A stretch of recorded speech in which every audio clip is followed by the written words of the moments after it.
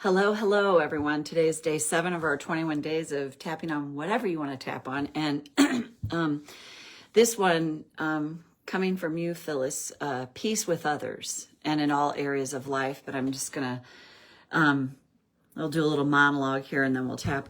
It's interesting. I think we have to be willing to have not peace with others. Like, the way I want to say this is to make that okay. Hey, Susan, great to see you again.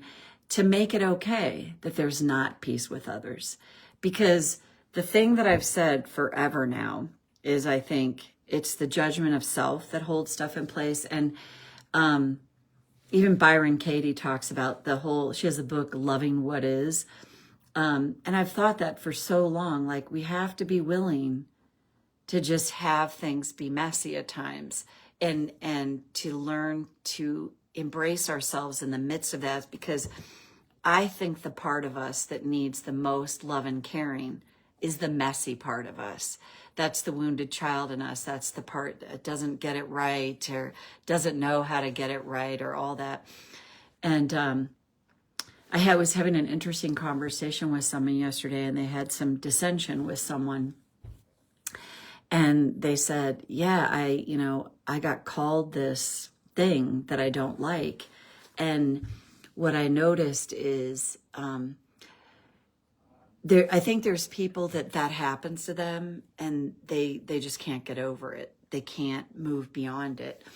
And that's their own trauma that needs to be worked on. And people are either willing to do that or they're not. And if you're not willing to do it, you're just going to stay stuck in that. And again, I'm not saying to like accept abuse or to, any of those things, but to understand like when there's not peace, and this is not like the law of attraction, like I've attracted this into my life and I've caused this. It's not that at all. This is to be like, what's this revealing in me that's unhealed that I need to take a look at. And to me, that's part of the soul curriculum that I believe. I mean, I just have this belief. It doesn't mean anybody else has to, that we come in and we choose a certain curriculum to help us awaken. And it's not always easy. In fact, a lot of times it's not, but it's to learn to love ourselves through those messy times, through the times when we're triggered because somebody's being hostile with us, or we might blame ourselves because, we don't have peace in our life. And I think peace, like happiness, can be this, I want to use the term misnomer. It's like I said, I find happiness. The hummingbirds, we still have a couple around. Most of them have migrated, but I'm leaving them out till like November when they said, just leave them out because some will still be around. That's when I feel happy.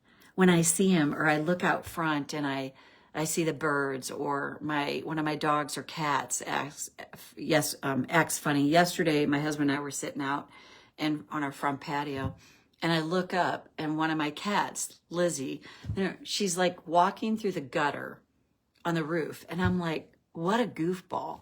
And she's like, hey, I just started laughing. Like, those are moments of happiness, moments of joy, and my moments of peace come more, even if I sit outside and just look at the stars, or if I let my dogs out in the middle of the night and I look up and it's a pretty star-laden sky. When I look up and I just see that, I just feel peace. And I'm more towards like, oh, this is a moment of peace. And I'm going to hang on to that, because I think problematically, it's like, I've got to be happy in my life. I've got to be peaceful. And life's up and down and everything in between. So that's my monologue, but let's tap, karate chop. Even though I really want more peace with other people, and in all areas of my life, I choose to acknowledge I feel this way now. Even though I desire more peace, and I don't feel like I have it much, I choose to acknowledge my truth right now. even though I would like to cultivate more peace in my life and with other people, what if it starts with me finding moments of peace for me? Go to the eyebrow. These moments of peace, these snippets of peace. What if I could practice cultivating peace in little moments? If I can pause and just take 3 breaths. If I can look out in nature. If I could let myself feel the sun on my face. What if these moments of peace do so much for me? Especially the more I practice it. And what if that makes all the difference? Because if I think I'm supposed to have this peaceful life, I could end up very disappointed for all the times it's not peaceful. Or I don't have peace with people.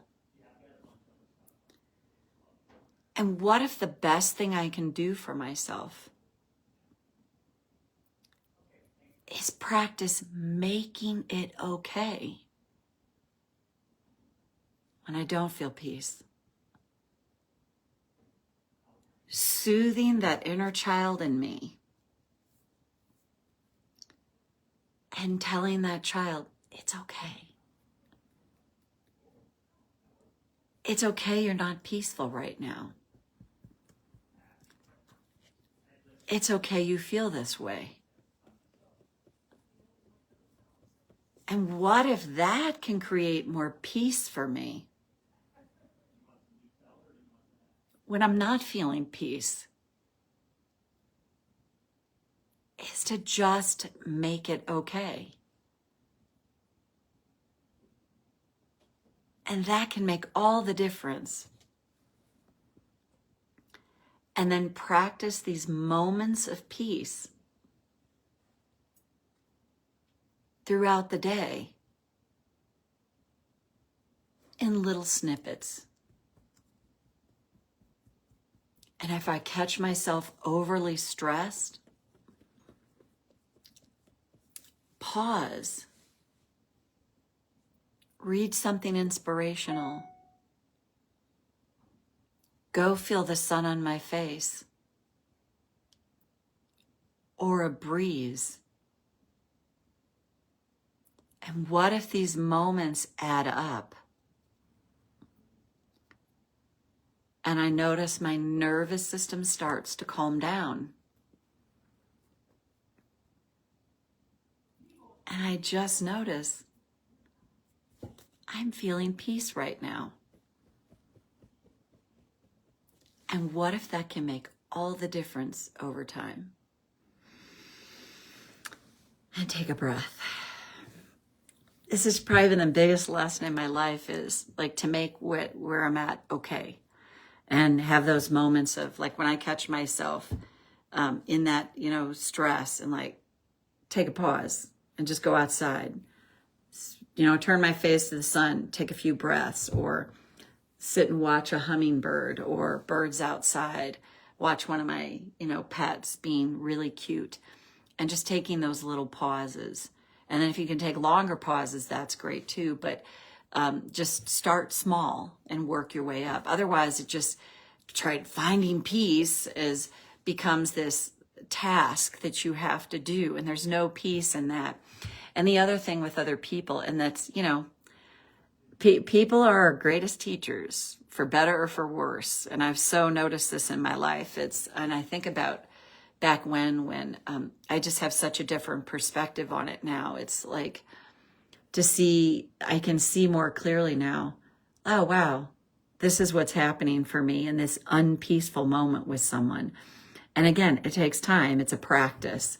But I think the more we just sort of learn to make it all okay, as much as we can, we do find those moments of peace, and even cultivating little moments of peace with other people, or, with anything. And I'll tell a quick story. One time I was having an argument, and I went up, I realized what I was doing in the middle of it. And I'm like, whoa, like I caught myself, and I was like, whoa, I got to stop my part in this.